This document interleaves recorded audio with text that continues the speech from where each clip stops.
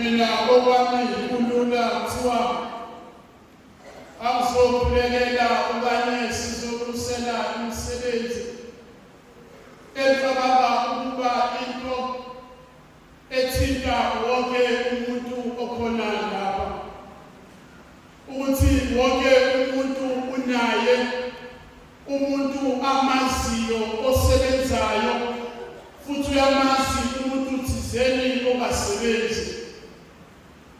Uma ngabe sizoyiqalisa le nkonzo, mhlawumbe ukuthi kumina babili abantu engifisa ukuba sizobalungisela sizobakhulekisa kuNkulunkulu.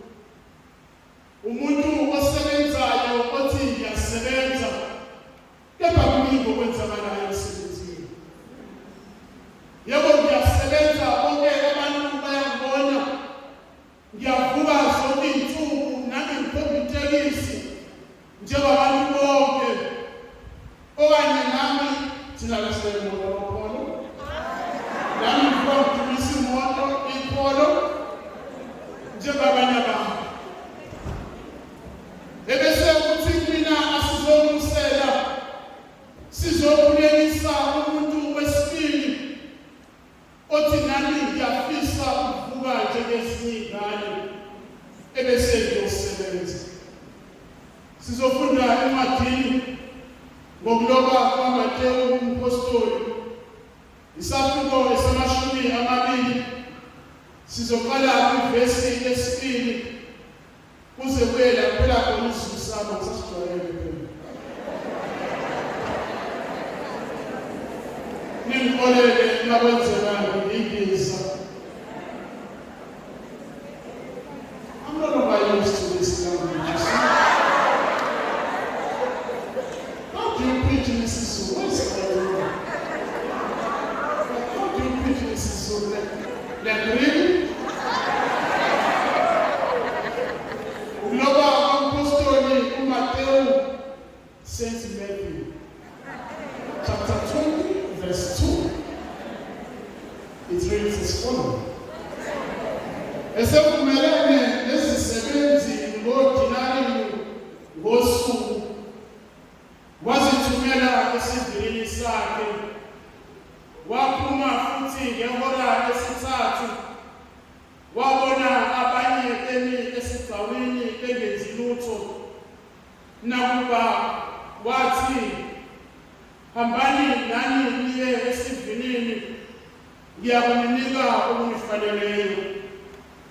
Bahamba-ke, wabuya waphuma futhi ngehora lesithupha nangelesishiyagalolunye, wenza kanjalo. Uthe ngehora le-11 wathola abanye bemile. Wayesethi kubo, nimeleni lapha usuku lonke ningenzi lutho na? Bathi kuye, ngokuba akukho muntu osiqashana. Wathi kubo, hambani nani niye esivinini.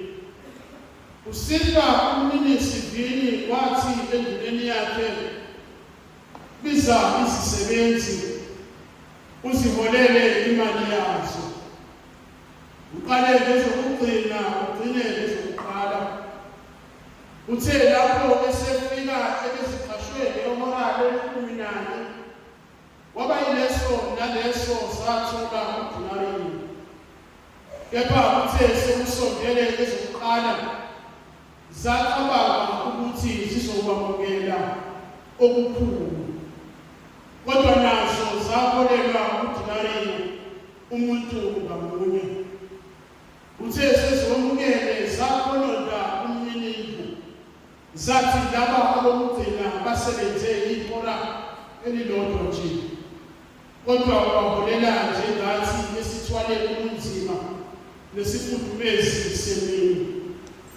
Kepha waphendula wathi omunye wabo, mngani, angikuqondi, kanti asivumelananga yini ngodinari na? Thatha okungokwakho uhambe.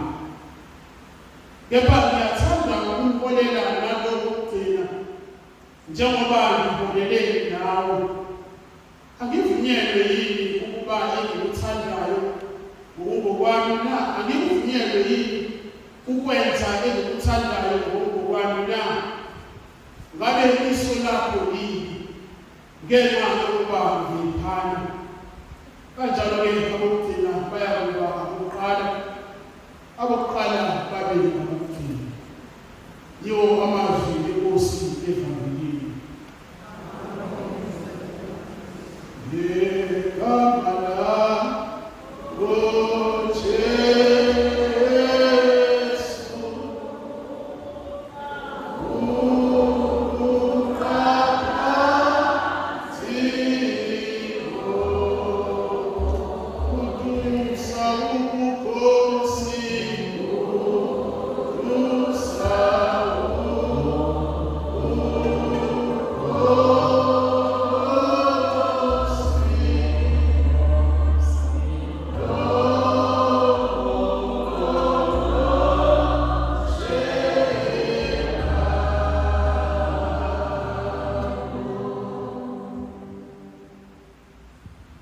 ukuthula kwaNkulunkulu. Mhlawumbe bazalwane zimbalwa izinto engifisa ukuba sizibheke evangelini esesithe salifunda ngokuloba kwaMateyu isahluko esa-20 ivesi lokuqala okanye ivesi lesithathu kuthiwa umninisivini wasuka wayobiza abantu ukuba bayosebenza esivinini sakhe wabathumela esivinini sakhe ubathumeleleni esivinini sakhe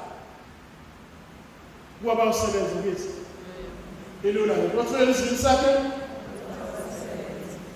iphuzu lokuqala engifisa ukuba sibuke engithe ingxenye okanye icategory yabantu bokuqala abantu abasebenzayo umninisivuno uthumela izisebenzi ukuba ziye esivinini sakhe ziyosebenza ukuthi nami nawe la esiqashele khona iyodwa esiqashele ukuzosebenza uthi uma ngabe eshumayela ubabumiya wathi kunabanye abaziye impimpi abafuna ukuxoshisa abanye abantu angeke uqashelwe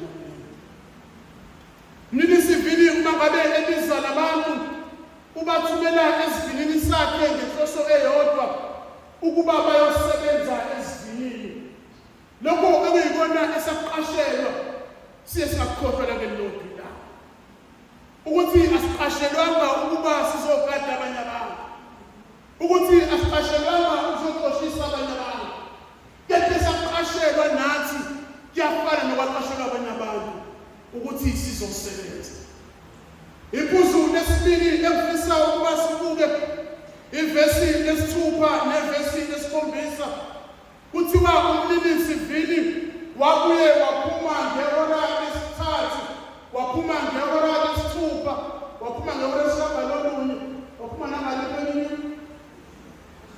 ngeleshumi nane so waphuma ngo-9 waphuma ngo-12 waphuma ngo-3 wase waphuma ngo-5 ntambama ezoqasha abantu bakhe so uma ngabe efika kulabantu ngehora lesishagalolunye yinye into ababuza yona uthi nimeleni lapha la baphendula bathi ngibona baphendula bathi akekho uqasha icategory yabantu besibili engifisa ukuba sihlelele sinyusele ukuthi kwesinye isikhathi uyaye uthi uma ngabe ungasebenzi ebesabantu babe nombono omningi ngawo kodwa uyafesa-ke nje kodwa ke i-CV unayo kodwa ke usuyile kufunda kodwa because kulula kuthina ukuba sibuke abanye abantu abangasebenzi ebese kube ngathi kuthanda kwabo kulula kuthina uma ngabe sibuke abanye abantu bengomahlalela sibabize ngamagama ebese kube ngathi basikhethele labantu uma ngabe ebabuza umninisivini ukuthi yini enimele lapha bathi angeke uqashane bathi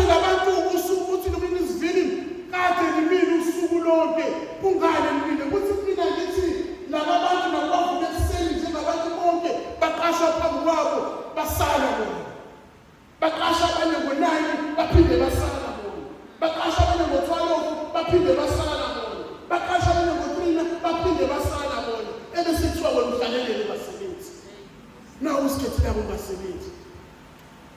Baqashiwe phambi kwabo ukufunda nabo wasala wena. Baqashiwe lokhu kade ukhula nabo wasala wena. Ayi ngoba ungathandi, ayi ngoba ungazami, kodwa ke kungiqasha. Basho njalo nabantu uma ngabe ebabuza umuntu isivini ukuthi kungani kumine lapha phambi ningasebenzi na. Bathi ngoba ke kuqasha. Uthi mhlawumbe nathi emkhulekweni sesingabakhohlwa nabanye abantu. Ukuthi abahlele emakhaya babethanda. Nobazama nje bathi. Nobaqashiwe abantu phambi kwabo basala bona akunandi lapho. Ngibona ngisasebenzana ekhaya uma ngabe udlula usekele ngayena kunabantu abahlala lapha kuyashisa kuyabanda kuyanetha bahlezi behleli lapha yana.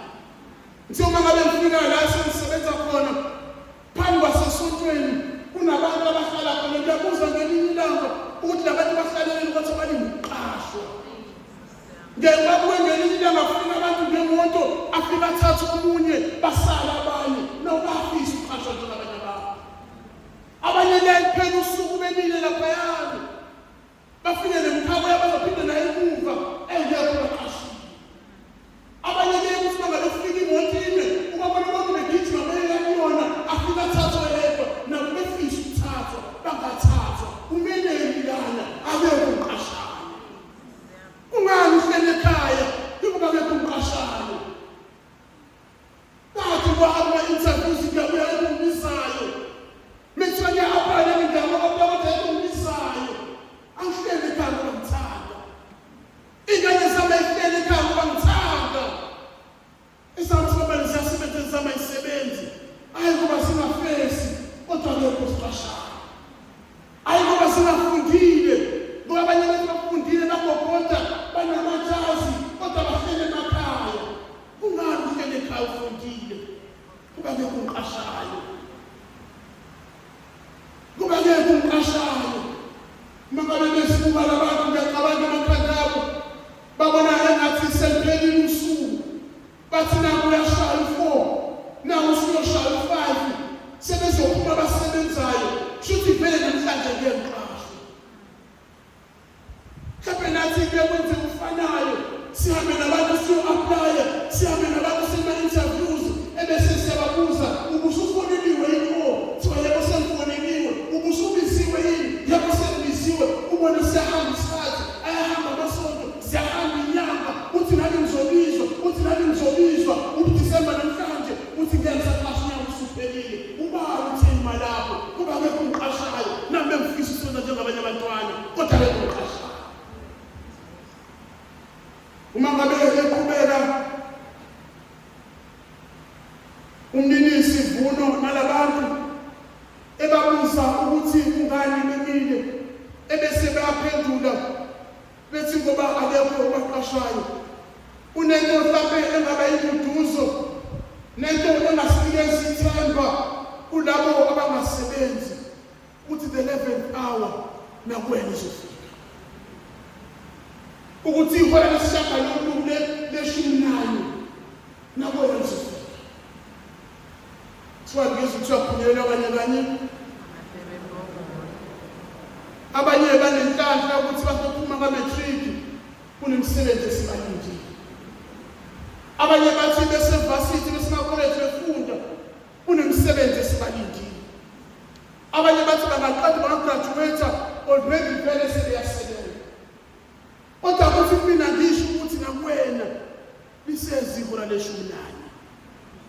Abanye baqashiwe ekuseni kuvulwa ngo-6, abanye baqashwa ngo-9, abanye baqashwa ngo-3, kodwa usezo wakho 5 ebuweni.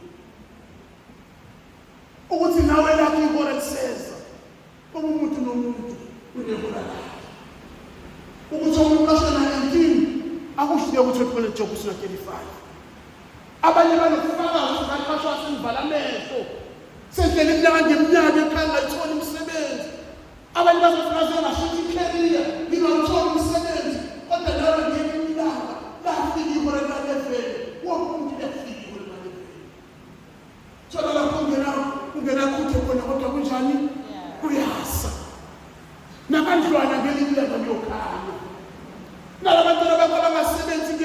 bayofika nabo bayobuzwa siwulintela usekumqasha kuthiwa nawe ngena. Nawe ngelinye akuyafika umuntu athi kudinga lama qualifications akanje emsebenzini wami ebese nawe uthatha izimpilo zakho uvuka usukume uhambe nofisa nabanye abantwana nawe ususa icontract sekuthiwa permanent. Kuba ngiki ngoni ngafiki umuntu. Kuba ukusikhathi singafiki umuntu athi umshumele kodwa nesikhathi sapha zokuthula. Ukuthi nawe ngelinye ilanga ihora leshumi nami liyakufikela. Kubiza ukuba mhlawumbe kwesinye isikhathi sibekezele. Kwesinye isikhathi kubiza ukuba sikhuleke noma kungasawenzi umqondo. Okubalulekile kuthina kulabo abasebenzayo uzungabukeli phansi abanye abantu. Nelalithu balezi. Ukuthi selifikile kwena awushidile safuna namuntu. Ukuthi sekulungile kwena sekukhanyile nakwena. Akusho ukuthi omunye umuntu ngeke umkhanyele. Njengoba uNkulunkulu ehambelini nawe nabanye abantu bahambela nini nawe. Njengoba uNkulunkulu ebenomusa kuwena hayi kuba hlakumkhonza nabafana njalo basho abantu abasakithi. Bathoza sibusisa uNkulunkulu sinjani? Ukuthi okunye sitholakala empilweni zethu ungumusa kaNkulunkulu. Hayi kuba mhlawumbe singcono kunabanye abantu. Kepha kungumusa kaNkulunkulu. Uma ngabe siqhubeka nevesi ika-10 kuthiwa umwinisi Vuni uma ngabe esebizile induna yakhe uyayitshela athi hamba uyoholela izisebenzi ezivinini ebese uqala ngokugcina uye ngokuya ugcine ngala ukuqala. Uma ngabe ifika induna ifika inikeza laba abaqashwe yokulala isibakala leshumi nanye nibanika futhi naleni uma ngabe seqhubeka aye kulabo bafike ngehola leshumi lesibakala olunye abanikeza umholo ofanayo kanjalo nabangehola lesithupha nabangehola lesithathu nabaqashwe eqaleni ebese bethola iholo elifanayo.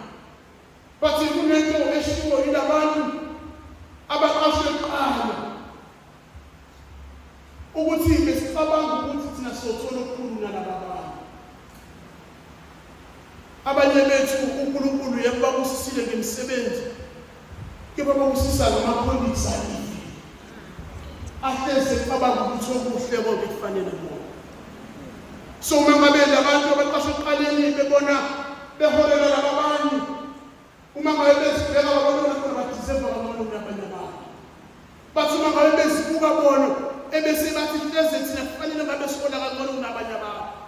Mhlawumbe nathi abantu siphila kanjani namalanga esifuna ngabe sivuka emsebenzini sihamba semsebenzini siyohlala nabo bantu abakivi abahleze ukuthi izinto ezinhle kufanele bona emsebenzini. Manje usibani uthola ipromotion ungani uthola usibani sanonyaka kodwa efikile emsebenzini. Ungani uthola usibani ngafundile nakakhulu phakathi kufanele uthole mina kade kumele nisebenze ngesifundeni kwathi ukuthi ukufika kodwa kufanele thina abantu. So labantu abaqulunqulu lenduna ihola abantu bomlima nayo bese bayazibuza ungani sesifika nayo ngoba kade sifikile kumele ngabe sithole ukukhulu. uNkulunkulu salele sonke. uNkulunkulu salele sonke. Ayekho umanele ngaphezulu nomunye. Ayekho deserve ngaphezulu nomunye. Ngoba ngabe usuka kuNkulunkulu sonke siyafana. Usihlaphe nalabo osifuna besikhonza nabo babe nalenosi babe naleyo umzinga abanayo ukuthi kakade kufanele ngabe ngibone umsebenzini. Ukuthi bangabona abanye abasebenzi bona amakolegi abo ebese bebukela phansi bathi kakade kumele ngabe mina ngithola kangcono ngoba kunabantu abahlezi phambi kwezinto ezinhle zimele bona. Uma privileges emsebenzini kumele ngabe athola yibona. Uma ngabe kuya ku-training kumele ngabe hamba bona. Uma ngabe kuthiwa sihambeni siye kwezinye indawo kumele ngabe hamba bona. Uma ngabe kushiwo basabiza emsebenzini kumele ngabe athola yibona. Athi angathola omunye ebese kube nenkulumo kakade ngathi ngifile kumsebenzi. uNkulunkulu wanele ngoba uNkulunkulu sonke uyasidinga. Akekho umuntu uNkulunkulu.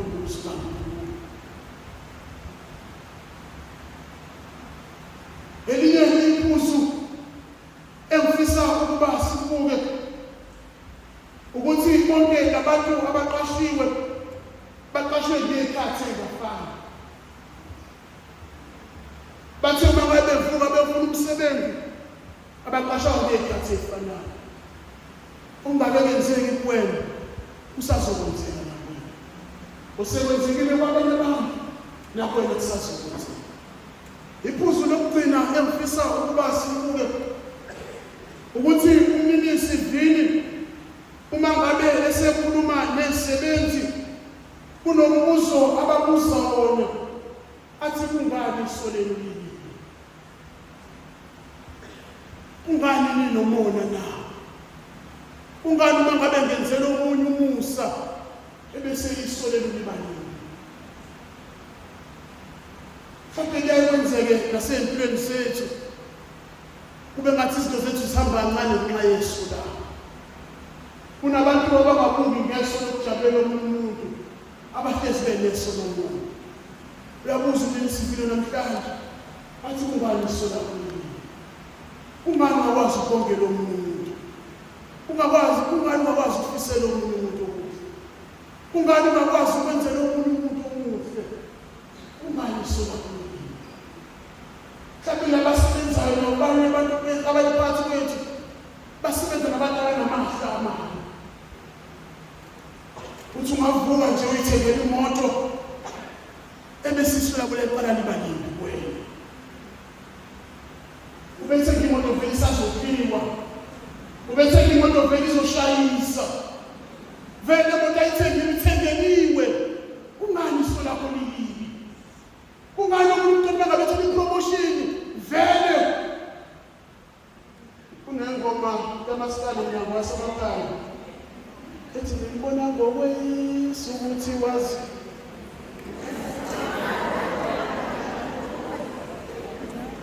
ukuthi mhlawumbe nathi phakathi kwethu kunabantu sithi uma ngabe bethola privilege bethola promotion emsebenzini ebese siyaqala sibabize ngamagama vele sibese ngiyeboss vele sike sambona thina indoda neboss vele sike sambona ephumile neboss. Kungani isola kulibi? Kungani ungakwazi ukube nomunye umuntu ebeseyambongela? Kungani umuntu angabenze okuhle emsebenzini ebese uyambongela ukuthi wenze ngani? Vele nomshado wakhe vele ushadele isikweletu. Vele ukuza uthengile usazodliwa isikweletu. Vele izintana zithengelwa into. Kungani isola kulibi? Kungani ungakwazi ukubela abanye abantu besebajabule? Kungani ukubela abanye abantu besebanobathi? Yakuthola kodwa. Yakuthola umsebenzi kodwa. Kade ukuyishela. Singiyohlala phansi. Abafundi bezodwa abaqashiwe kulo mkhandlo omkhulu. Beshema abanye abantu ku Facebook nakuma social media. Thola abantu baqashwe kanjani? Kungani isola kolili? Mhlawumbe abanye bese baqhubekela phambili ngenxa yenhliziyo zabo.